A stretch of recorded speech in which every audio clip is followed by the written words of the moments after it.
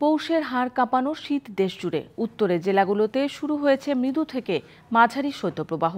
নাকাল জনজীবন, বিপর্যস্ত প্রাণীকুল, দুর্ভোগে পড়েছেন স্বল্প আয়ের মানুষ। পঞ্চগড়ে গেল কয়েকদিন উষ্ণতা কিছুটা বাড়লেও হঠাৎ নেমে গেছে তাপমাত্রা।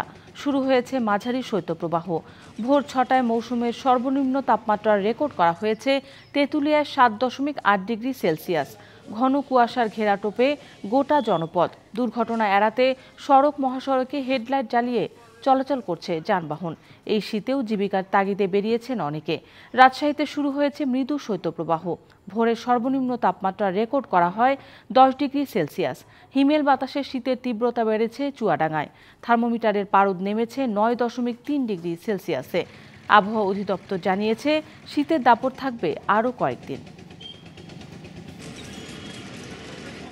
আজকে প্রচণ্ড ঠান্ডা এবং প্রচণ্ড কুয়াশা পড়তেছে, কুয়াশার আকাশটা অন্ধকার।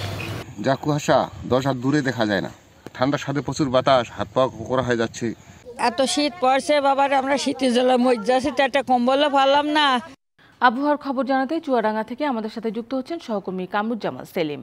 সেলিম, জনজীবনে শৈত্যপ্রবাহের প্রভাব কেমন দেখছেন, আর আবহাওয়া অফিস কি বলছে, এইরকম পরিস্থিতি কতদিন থাকবে? শান্তা, চুয়াডাঙ্গায় কিন্তু আজকে সকাল 6টায় তাপমাত্রা রেকর্ড করা হয়েছে 9.3 ডিগ্রি সেলসিয়াস, যেটি গতকাল ছিল 9.4 ডিগ্রি সেলসিয়াস। অর্থাৎ গত পরশুদিন চুয়াডাঙ্গার তাপমাত্রা ছিল 14.5 ডিগ্রি সেলসিয়াস। 2 দিনের ব্যবধানে কিন্তু তাপমাত্রার এই বেশ ফারাক দেখা দিয়েছে, এবং এ কারণে কিন্তু শ্রমজীবী মানুষ যারা রয়েছে তারা বেশ বিপাকে পড়েছে। অনেকেই কিন্তু সকাল থেকে কাজের সন্ধানে বের হচ্ছে, কিন্তু অনেকেই কাজ পাচ্ছে, অনেকেই কাজ না পেয়ে ফিরে আসছে, এবং এই কারণে তাদের কিন্তু জীবন জীবিকার উপরে বেশ প্রভাব পড়েছে। আমরা দেখেছি সকাল থেকে কিন্তু সূর্যের দেখা মিলছে, কিন্তু সূর্যের যে উত্তাপ সেটি কিন্তু পরিলক্ষিত হচ্ছে না। কারণ উত্তরের যে হিম বাতাস রয়েছে, সেই হিম বাতাসের কারণে কিন্তু শীতের যে তীব্রতা সেটা কিন্তু কয়েক গুণ বাড়িয়ে তুলেছে। আমরা দেখেছি দুপুরের পর থেকে কিন্তু শহরের মানুষজন কিন্তু কমে যাচ্ছে তীব্র শীতের কারণে। আমরা আবহাওয়া অফিসের সাথে কথা বলেছি, আবহাওয়া অফিসের পক্ষ থেকে যেটি বলা হচ্ছে, আগামী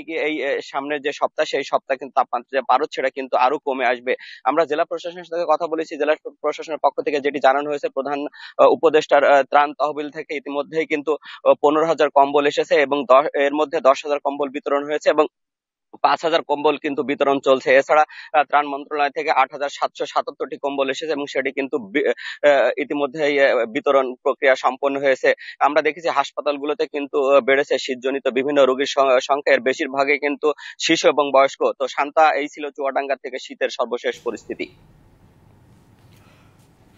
সেলিম, আপনাকে ধন্যবাদ।